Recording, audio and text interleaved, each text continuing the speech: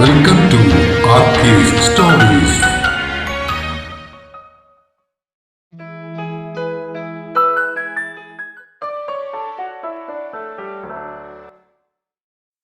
Businessman ഭാഗം 15.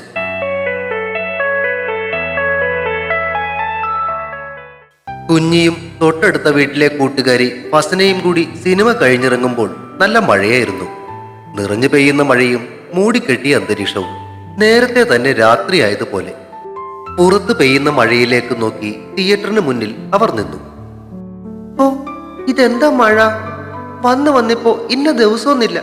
അല്ലേലും Christmas ദിവസമൊക്കെ മഴ പെയ്യുക എന്ന് പറഞ്ഞാൽ എന്ത് പറയാനല്ലേടി? ആരോടൊന്നില്ലാതെ ഫസ്ന പരാതിപ്പെടുമ്പോൾ കുഞ്ഞ് ഫോൺ എടുത്ത് നോക്കുകയായിരുന്നു. അച്ഛന്റെ മിസ്ഡ് കോൾ കിടപ്പുണ്ട്. ഒരുപക്ഷെ സിനിമയ്ക്കിടയിലെങ്ങാനും വിളിച്ചതാവും. എടി, നമുക്കൊരു യൂബർ വിളിച്ചാലോ? അച്ഛന്റെ ഫോണിലേക്ക് കോൾ പോകുന്നതിനിടയിൽ ഫസ്നയുടെ ചോദ്യത്തിന് മറുപടി പറയാതെ അവൾ വിരലുകൾ കൊണ്ട് അനുമതി നൽകി. ഹലോ, അച്ഛൻ വിളിച്ചായിരുന്നോ? കോൾ കണക്ട് ആയതും അച്ഛനോട് ചോദിക്കുന്നതിനിടയിൽ അവർക്ക് മുന്നിലേക്ക് ഒരു കാർ വന്നു നിന്നു. ഈ കാർ എവിടെയോ കണ്ടിട്ടുണ്ടല്ലോ എന്ന് ആലോചിക്കുന്നതിനിടയിൽ ഫോണിൽ കൂടി അച്ഛന്റെ ശബ്ദം അവൾ കേട്ടു. ആ മോളെ, ആര്യൻ മോന്റെ അനിയൻ ആ വിഷ്ണു പാലക്കാട് നിന്നും വന്നിരുന്നു. അതാ ഞാൻ വിളിച്ചേ. നിന്നോടെന്തോ സംസാരിക്കണമെന്നാ പറഞ്ഞത്. നിങ്ങൾ സിനിമയ്ക്ക് പോയേക്കുവാന്ന് പറഞ്ഞപ്പോ അവൻ അങ്ങോട്ടേക്ക് വന്നിട്ടുണ്ട്. അപ്പോഴേക്കും മുന്നിൽ നിർത്തിയ കാറിൽ നിന്നും വിഷ്ണു പുറത്തേക്ക് ഇറങ്ങിയിരുന്നു. കുഞ്ഞിയുടെ മുഖം വിടർന്നു. ഫസ്നയ്ക്ക് ആദ്യം ആളെ മനസ്സിലായില്ലെങ്കിലും കുഞ്ഞിയുടെ മൊബൈലിലെ ഫോട്ടോയിൽ കണ്ട ആളെ അവൾക്ക് മെല്ലെ ഓർമ്മ വന്നു. അവൻ ചിരിയോടെ അവർക്ക് മുന്നിൽ വന്നു നിന്നു. ഹായ്, സിനിമ കഴിഞ്ഞോ? ഞാൻ വീട്ടിൽ പോയിരുന്നു. അച്ഛന്താ ഇപ്പൊ പറഞ്ഞേ ഉള്ളൂ. വിഷ്ണുവേട്ടനെന്താ ഇവിടെ? അവൾ സന്തോഷം മറച്ചു വെച്ചില്ല. ഫസ്നയുടെ കുസൃതി നിറഞ്ഞ നോട്ടത്തെ അവഗണിച്ചുകൊണ്ട് അവൾ അല്പം കൂടി അവന്റെ അടുത്തേക്ക് ചേർന്ന് നിന്നു. ആക്ച്വലി ഇങ്ങോട്ട് വന്നതല്ല. തൃശ്ശൂർ മണ്ണൂത്തി കോളേജിൽ വരേണ്ട ഒരു ആവശ്യം ഉണ്ടായിരുന്നു. അവിടെ വന്നപ്പോ നിന്നൊന്ന് കാണണമെന്ന് തോന്നി. നേരെ ഇങ്ങോട്ട് വെച്ചടിച്ചു. അച്ഛനോട് പറഞ്ഞത് തന്നോടൊരു കാര്യം സംസാരിക്കാനുണ്ടെന്നാ കേട്ടോ. ഇനി അതോർത്ത് അച്ഛന് ടെൻഷൻ വല്ലതും ആവോ? അവന്റെ തുറന്നു പറച്ചിൽ അവൾക്ക് ഇഷ്ടമായി. ഏയ്, അത് ഞാൻ പറഞ്ഞോളാം. ഇതെന്റെ കൂട്ടുകാരിയാ ഫസ്ന. നമ്മുടെ വീടിനടുത്ത് തന്നെയാ ഇവളുടെ വീടും. ഞങ്ങൾ കുഞ്ഞുനാൾ മുതലുള്ള കൂട്ടാ. ഫസ്ന അത് പൂരിപ്പിച്ചു. എന്നാൽ നമുക്ക് ഏതെങ്കിലും റെസ്റ്റോറൻറ്റിൽ കയറിയാലോ? ഞങ്ങളുടെ കൂടെ വരുന്നതിൽ ഫസ്നയ്ക്ക് എന്തെങ്കിലും പ്രശ്നമുണ്ടോ? അയ്യോ, നിങ്ങളുടെ ഇടയിൽ കട്ടുറുമ്പാക്കാൻ ഞാനില്ലേ. ഞാനൊരു യൂബർ വിളിച്ച് പോയിക്കോളാം. You guys enjoy. ഏയ്, അങ്ങനെ കട്ടുറുമ്പാകാനും മാത്രമുള്ള അടുപ്പമൊന്നും ഞങ്ങൾ തമ്മിലായിട്ടില്ല. കുഞ്ഞിയുടെ മുഖം വീർക്കുന്നതും അവളുടെ കണ്ണുകളിൽ കുറുമ്പ് കുത്തുന്നതും അവൻ ശ്രദ്ധിച്ചു. എന്നാലും വേണ്ടേ, ഒരുമിച്ച് കളിച്ചു വളർന്നതാന്ന് പറഞ്ഞിട്ടൊന്നും ഒരു കാര്യമില്ല. ഈ അടുത്ത് നിൽക്കുന്നവൾ തന്നെ നാളെ ഇത് എന്നോട് ചോദിക്കും. ഞാനും ഒട്ടും മോശമല്ല കേട്ടോ. കല്യാണത്തിന് മുന്നേ എന്റെ ഇക്ക എന്നെ കാണാൻ വരുമ്പോ ഇവള് മാറി തന്നില്ലേ ഞാനും ചോദിക്കുമായിരുന്നു. അതുകൊണ്ട് അളിയനും പെങ്ങളും കൂടി ചെല്ലേ, ഞാൻ പൊയ്ക്കൊള്ളാം. നിർബന്ധിച്ചാലും അവൾ വരില്ലെന്നറിയാവുന്നത് കൊണ്ട് കുഞ്ഞിയും ഒന്നും പറഞ്ഞില്ല. കാറിൽ കോ ഡ്രൈവർ സീറ്റിലേക്ക് കയറിയിരുന്നവളുടെ മുഖം കുത്തി വീർപ്പിച്ചു പിടിച്ചിരുന്നു. എന്താടാ മുഖത്ത്? കാര്യം മനസ്സിലായെങ്കിലും അവൻ ചുമ്മാ ചോദിച്ചു. പിന്നെ കുറച്ചു മുന്നേ എന്തോന്നാ പറഞ്ഞേ? അത്രയ്ക്ക് അടുപ്പമില്ലെന്നോ? അന്ന് പാലക്കാട് വെച്ച് മുറിയുടെ മുന്നിൽ വന്ന് കാവൽ നിന്നതൊക്കെ മറന്നുപോയോ? എന്തൊക്കെയാ അന്ന് പറഞ്ഞേ? എന്തൊക്കെയാ? കാർ സ്റ്റാർട്ട് ചെയ്ത് പുറത്തേക്ക് എടുക്കുന്നതിനിടയിൽ അവൻ ചോദിച്ചു. ആ വരികളിൽ ഞാൻ എഴുതി ചേർത്ത താലി, അത് നിന്റെ മനസ്സിൽ ഞാൻ അണിയിച്ചത് തന്നെയാന്ന്. ആണോ? ഞാനെന്ന് അങ്ങനെയൊക്കെ പറഞ്ഞായിരുന്നു. വണ്ടി ഓടിക്കുന്നതിനിടയിൽ വിരൽ മുഖത്ത് വെച്ച് ആലോചിക്കും പോലെയുള്ള ഇരിപ്പ് കണ്ടപ്പോ അവൾക്ക് ദേഷ്യം വന്നു. ദേ മനുഷ്യ, ഒരു കുത്തുവെച്ച് തന്നാലുണ്ടല്ലോ. അന്ന് വിവാഹം ഉറപ്പിച്ച ശേഷം പോരാൻ നേരത്ത് പിന്നെ ആ കുളക്കരയിൽ വെച്ച് എന്തൊക്കെയാ ചെയ്തേ? എന്നാ ഞാനൊരു സത്യം പറയട്ടെ, എനിക്കൊന്നും ഓർമ്മയില്ല. അവൻ ഇന്നസെന്റിനെ അനുകരിച്ച് കാട്ടി. അല്പനേരം ദേഷ്യത്തോടെ അവനെ നോക്കി അവൾ പെട്ടെന്നാ പ്രതികരിച്ചത്. അവന്റെ വശത്തേക്ക് തിരിഞ്ഞ് ആ തോളിൽ ഒരു കടി. ആവൂ, എന്തോന്നടി ഇത്? നിന്റെ ചേച്ചി ഇടയ്ക്ക് അങ്ങേരെ പിടിച്ച് കടിക്കുന്നത് കാണാലോ. എവിടെന്ന് കിട്ടി രണ്ടിനീ സ്വഭാവം? അവൾ നാവ് നീട്ടി ചുണ്ടൊന്നും നനച്ചുകൊണ്ട് ചിരിച്ചു. അത് കുഞ്ഞിലെ അടി കൂടുമ്പോ ഞങ്ങള് പരസ്പരം ചെയ്യാറുള്ളതാ. കൊള്ളാം, നല്ല സ്വഭാവം. ഈയിടെ നിന്റെ കൂട്ടുകാരിക്ക് നമ്മൾ ഡീസന്റ് ആണെന്ന് തോന്നിക്കോട്ടെ എന്ന് കരുതി അങ്ങനെ പറഞ്ഞതല്ലേ? ഓ പിന്നെ, അവൾക്കെല്ലാം അറിയാം. അവൾ മുഖം വെട്ടിത്തിരിച്ച് പുറത്തേക്ക് നോക്കി. എന്തറിയാന്ന്? എന്നോട് പറഞ്ഞതെല്ലാം. പിന്നെ അതുകൂടാതെ കുളക്കരയിൽ വെച്ച് കെട്ടിപ്പിടിച്ചതും ഉമ്മ വെച്ചതും എല്ലാം. പുറത്തേക്ക് നോക്കിക്കൊണ്ട് തന്നെയായിരുന്നു അവളുടെ മറുപടി.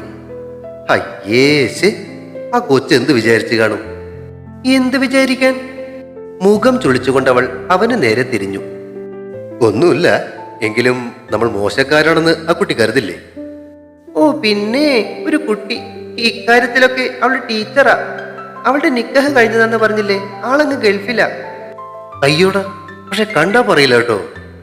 പറയണ്ട, ഇയാള് തൽക്കാലം വണ്ടി ഓടിക്ക്. അവൾ കയ്യും കെട്ടി മുന്നോട്ട് നോക്കിയിരുന്നു.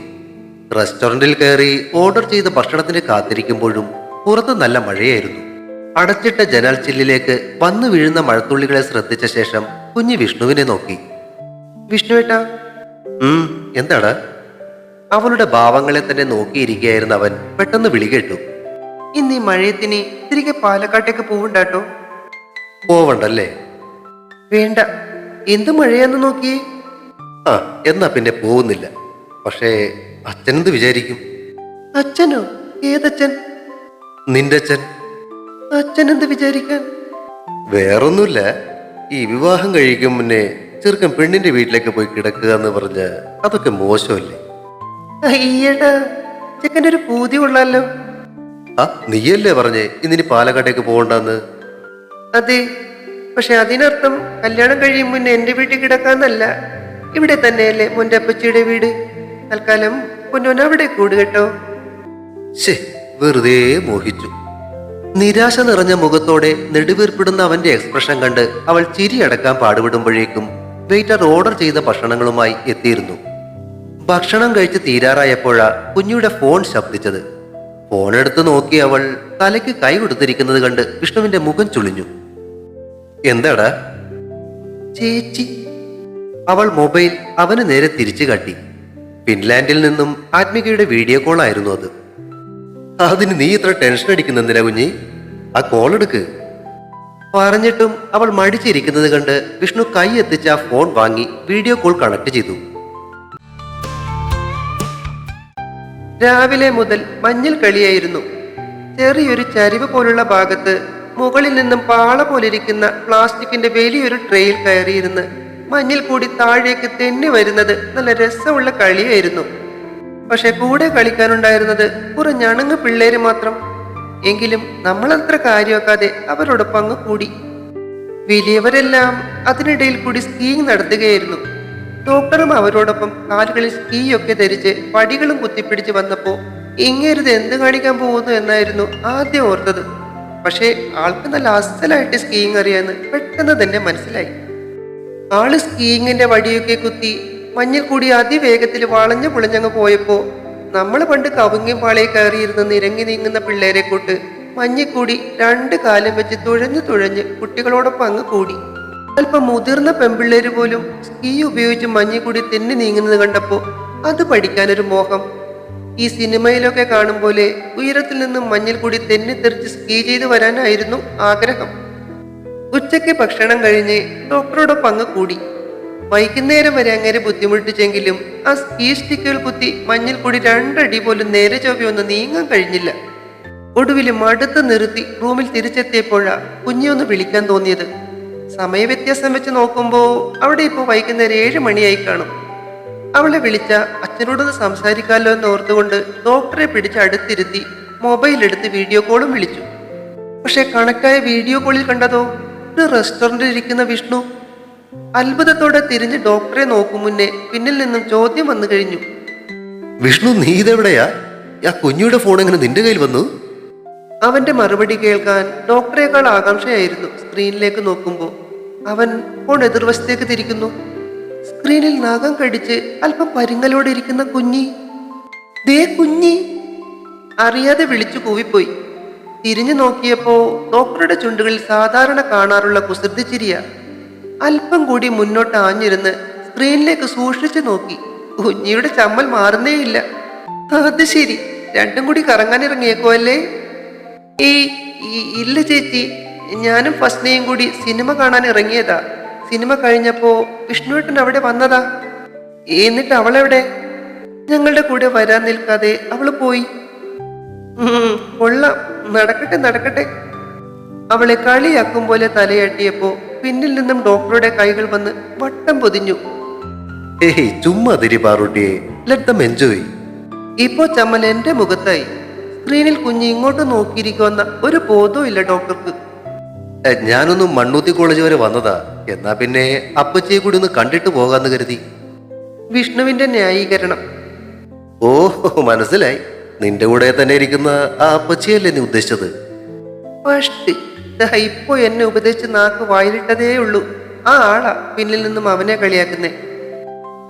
ചുമ്മാ ഇരിക്കു ഡോക്ടറെ, ലെറ്റ് ദം എൻജോയ്. ഇങ്ങോട്ട് തന്നത് അങ്ങോട്ട് തന്നെ കൊടുത്തു, നമ്മൾ എന്നെ ചുമ്മാവാ. കുഞ്ഞി അച്ഛനെങ്ങനെയുണ്ട്? കിട്ടിയതിൽ തൃപ്തിപ്പെട്ടതോടെ ഡോക്ടറുടെ ചോദ്യവും നേരെയായി. ഓ കുഴപ്പമൊന്നുമില്ല ചേട്ടാ, നിങ്ങൾ എന്നാ തിരികെ വരിക? കുഞ്ഞിയുടെ ചോദ്യം കേട്ടപ്പോ തിരിഞ്ഞ് ഡോക്ടറെ നോക്കി. ഞങ്ങൾ ന്യൂ ഇയർ കൂടി കഴിഞ്ഞിട്ടേ വരൂ. ഇന്നിവിടെ രാത്രി ക്രിസ്മസ് കരോളൊക്കെ ഉണ്ട്, അതൊക്കെ കണ്ടു കഴിഞ്ഞ് നാളെ രാവിലെ ഇവിടം വിടും. എങ്ങോട്ട്? അവളേക്കാൾ മുന്നേ എന്റെ വായിൽ നിന്ന് ചോദ്യം വന്നു. അതൊക്കെ ഉണ്ട് കുഞ്ഞ, സർപ്രൈസ്. നോക്കി കണ്ണിറുക്കുന്നു. ഓ ഒരു സർപ്രൈസുകാരൻ. മുഖം വീർപ്പിച്ചപ്പോ സ്ക്രീനിൽ നിന്നും കുഞ്ഞി നോക്കി വാ പൊത്തിച്ചിരിക്കുന്നു. നീ ചിരിച്ചോടി, ഈ ഇരിക്കുന്നതിന്റെ ഒക്കെ ബാക്കി തന്നെയാ അവിടെ നിന്റെ മുന്നിൽ ഇരിക്കുന്നത്. ആ ഒരു ഓർമ്മ വേണം. അതോടെ അവിടെ ചിരി ഉറക്കെയായി. എല്ലാം ഒറ്റക്കെട്ടാ. നീ ഇന്ന് തിരികെ പാലക്കാടേക്ക് പോകുന്നുണ്ടോ? വിഷ്ണുവിനോടാ ഡോക്ടറുടെ ചോദ്യം. ഇല്ല, ഇവിടെ നല്ല മഴയാന്നേ. അയ്യോടാ, മഴയോ? ശേ, കേട്ടപ്പോ മഴ കാണാൻ കൊതിയായി. എന്ത് പറ്റി പാറൂട്ടിയെ? ഡോക്ടർക്ക് ആകാംക്ഷ. പിന്നല്ലാതെ എത്ര ദിവസമായി ഈ വെളുപ്പ് മാത്രം കാണുന്നു. എങ്ങോട്ട് നോക്കിയാലും മഞ്ഞിന്റെ വെള്ള നിറം മാത്രം. മടുത്തു. നമുക്ക് നാട്ടിലെ പോലെ ഇടയ്ക്ക് വെയിലും പിന്നെ കുറെ മഴയും കുറച്ച് ചെളിയും അല്പം കാറ്റും ഒക്കെ വേണം, എന്നാലേ ഒരു രസമുള്ളൂ. എന്നാ പിന്നെ നമുക്ക് നാട്ടിലേക്ക് തന്നെ അങ്ങോട്ട് പോയാലോ? ന്യൂ ഇയർ നമുക്ക് അവിടെ ആഘോഷിക്കാം. ഞാൻ റെഡി. 2 കൈ ഉയർത്തി സമ്മതം കൊടുത്തു. എന്നാ നിങ്ങൾ ഭക്ഷണം കഴിക്കേ, അവിടെ വന്നിട്ട് ബാക്കി കാര്യങ്ങളൊക്കെ നമുക്ക് നോക്കാം. നിശ്ചയത്തിന് ഇനി അധികം ദിവസങ്ങളില്ല. ഡോക്ടർ അത് പറഞ്ഞപ്പോ കുഞ്ഞുടെ മുഖത്ത് ഒരു ചെറിയ നാണമൊക്കെ തെളിഞ്ഞു. അതൊന്ന് നോക്കി ആസ്വദിക്കും മുന്നേ ആ വിഷ്ണു ഫോൺ കട്ട് ചെയ്ത് കളഞ്ഞു. അവരായി, അവരുടെ പാടായി. കോൾ അവസാനിച്ചതും ഡോക്ടർക്ക് നേരെ തിരിഞ്ഞു. അതെ, ഡോക്ടർ എന്നാ പണിയാ കാട്ടിയേ? എന്താ പാറൂട്ടിയെ? കാര്യം മനസ്സിലാകാതെ അങ്ങേരിരുന്ന് കണ്ണു വിഴിക്കുന്നു. പിന്നെ ആ കോൾ വന്നപ്പോ ഡോക്ടർ എന്തിനാ പിന്നിൽ നിന്നെ കെട്ടിപ്പിടിച്ച്? ആ കുഞ്ഞ് കണ്ടില്ലേ? ഓ അതാന്നോ, ഞാൻ എന്റെ ഭാര്യയല്ലേ കെട്ടിപ്പിടിച്ച്. അതിനിപ്പോ എന്താ? ഇനിയിപ്പോ ഇങ്ങനെ ഒരു മനുഷ്യൻ. പോട്ടെന്റെ പാറൂട്ടിയെ. പൊട്ടന്റെ പാറൂട്ടിയോ? അയ്യേ, ചളി ചളി ചളി. ചിരിച്ചും കൊണ്ട് തലയിലൊരു തോണ്ടൽ. ഇങ്ങനെയെന്ന് ഞാൻ ചാടി അങ്ങരുടെ മേലേക്ക് കയറി. പെട്ടെന്നുള്ള ആ നീക്കത്തിൽ അവളുടെ ബാലൻസ് തെറ്റി കിടക്കയിലേക്ക് മലർന്നടിച്ചു വീണു. നെഞ്ചിൽ കയറിയിരുന്ന് അങ്ങയുടെ തലയിൽ തലങ്ങ വിലങ്ങ് തോണ്ടി അങ്ങ് ആർമാദിച്ചു. അനങ്ങാതെ കണ്ണടച്ച് കിടന്നാള് പെട്ടെന്ന് ഒരൊറ്റ തിരിയൽ. ആ 80 കിലോയോളം വരുന്ന ഭാരത്തിനടിയിലായിപ്പോയി. അനങ്ങാൻ പറ്റാതെ കിതച്ചുകൊണ്ട് കിടക്കുമ്പോ പ്രതീക്ഷിച്ചതുപോലെ ആ ചുണ്ടുകൾ മുഖം തേടി വന്നു. ഏറെ നേരത്തെ സ്നേഹപ്രകടനങ്ങൾക്കൊടുവിൽ തളർന്നു മയങ്ങി കിടക്കുമ്പോ ചെറിയൊരു കടിയോടെ കാതിനരികിലൊരു കിന്നാരം. ഈ കിളിയിൽ മുഖമൊന്നു കുടഞ്ഞുകൊണ്ട് വിളി കേട്ടു. ഇപ്പോ പാറൂട്ടിയുടെ കണ്ണുകൾക്ക് മുന്നിൽ ആരാ? ഞെട്ടി മിഴിച്ചു നോക്കി. ആദ്യം ചോദ്യം മനസ്സിലായില്ല. മനസ്സിലായപ്പോ ഉള്ളിലുണർന്ന കുസൃതി ചിരിയായി ചുണ്ടിൽ വന്നു. നേരത്തെ പാറൂട്ടിയുടെ കണ്ണുകൾക്ക് മുന്നിൽ ധനുഷായിരുന്നല്ലോ, ഇപ്പോ ആരാന്നാ ചോദിച്ചേ. കണ്ണിമയ്ക്കാതെ ആ കണ്ണുകളിലേക്ക് നോക്കി. കടലോളം സ്നേഹത്തിനു പിന്നിൽ മറുപടി കേൾക്കാനുള്ള കൊതിയും ആകാംക്ഷയും മറഞ്ഞിരിക്കുന്നു. ഉള്ളിലൊരു തിരയടിച്ചു. ചിതറിത്തെറിച്ച തുള്ളികളിൽ ശരീരം മുഴുവനും കുളിർന്നു. ഭാരമില്ലാത്തൊരവസ്ഥയിലേക്ക് ആണ്ടുപോകുന്ന ശരീരവും മനസ്സും. കൈയെത്തിച്ച് ആ മുഖം കൈകളിൽ കോരിയെടുത്ത് മുഖം മുഴുവൻ ചുംബനങ്ങളാൽ മൂടി. ഒടുവില ചുണ്ടുകളിലൂടെ ജീവൻ ഊറ്റിയെടുക്കും പോലെ ഡോക്ടറെ ചുംബിച്ചു. വിതച്ചുകൊണ്ട് പിന്മാറുമ്പോ മറുപടി കിട്ടിയതിന്റെ സന്തോഷം ആ കണ്ണുകളിൽ നിറഞ്ഞു നിന്നിരുന്നു. കണ്ണുകൾക്ക് മുന്നിൽ മാത്രമല്ല, ഇപ്പൊ മനസ്സ് നിറയെ എൻ്റെ ഈ ബിസിനസ്സുകാരൻ മാത്രമേ ഉള്ളൂ കേട്ടോ. എൻ്റെ ജീവനും ആത്മാവും എല്ലാം ഈ ഒരാളാണിപ്പോ. ആ കവിളുകളിൽ കിള്ളി വലിച്ചുകൊണ്ടാ പറഞ്ഞത്. അതിനുള്ള മറുപടി ആ ചുണ്ടുകളായിരുന്നു നൽകിയത്. പ്രണയം വീണ്ടും പങ്കുവെച്ച മനോഹരമായ നിമിഷങ്ങൾ, നീണ്ടു നിന്ന നിമിഷങ്ങൾക്കൊടുവിൽ ഡോക്ടറുടെ കൈകൾക്കുള്ളിൽ സ്വന്തം ലോകം കണ്ടെത്തിയ സന്തോഷത്തോടെ കിടക്കുമ്പോഴാ അനുവിന്റെ കാര്യം ഓർമ്മ വന്നത്. ആ കാര്യം പറയാൻ ഇതിനേക്കാൾ നല്ലൊരു അവസരമില്ലെന്ന് തോന്നി. ഡോക്ടറെ. കണ്ണു തുറക്കാതെയാ വിളി കേൾക്കുന്നേ. ഡോക്ടറേ. ആ മീശത്തുമ്പിൽ പിടിച്ചു വലിച്ചുകൊണ്ട് നീട്ടി ഒന്ന് വിളിച്ചു. ഇപ്രാവശ്യം ആള് കണ്ണു തുറന്നു. എന്താടാ പാറൂട്ട്? അതേ, നമ്മുടെ അനുവിന് ഒരു പ്രണയമുണ്ട്. ആണോ? നന്നായി. ഇതെന്തൊരു ചേട്ടനാ? അതെ, ഞാൻ പറഞ്ഞത് വല്ലതും കേട്ടായിരുന്നോ? കേട്ടല്ലോ. അനു ആരെയോ സ്നേഹിക്കുന്നുണ്ട്, അത്രയല്ലേ ഉള്ളൂ. ഇനി അവൾക്ക് വേണ്ടി വേറെ ആളന്വേഷിച്ച് നടക്കണ്ടല്ലോ. അതാരാണെന്നോർത്താ ഈ പറയുന്നേ? ആരാ മഹാൻ? Radiant super speciality hospital MD ചെറുകുന്നിൽ ഡോക്ടർ വിൻസെന്റ് ഫിലിപ്പിന്റെ ഒരേ ഒരു മകൻ ഐബിൻ വിൻസെന്റ്. വാട്ട്? ഡോക്ടർ കിടക്കയിൽ നിന്നും ചാടി എഴുന്നേറ്റിരുന്നു. ആ കണ്ണുകൾ വിഴിഞ്ഞിരിക്കുന്നു. ഓ, ഇപ്പോഴെങ്കിലും ഒന്ന് ഞെട്ടിയല്ലോ. ആശ്വാസം. തുടരും. ബിസിനസ്മാൻ അടുത്ത ഭാഗം ഉടൻ പ്രതീക്ഷിക്കുക. സബ്സ്ക്രൈബ് ചെയ്യാത്തവരുണ്ടെങ്കിൽ ദയവായി സബ്സ്ക്രൈബ് ചെയ്ത് സപ്പോർട്ട് ചെയ്യണേ. കഥയ്ക്ക് അഭിപ്രായങ്ങൾ പറയുന്നതിനൊപ്പം കഥയുടെ ലിങ്ക് പരിചയക്കാർക്കൊക്കെ ഷെയർ ചെയ്ത് നൽകിയും ലൈക്കുകൾ തന്നും സപ്പോർട്ടുമായി എന്നും കൂടെ ഉണ്ടാകണേ. Thank U.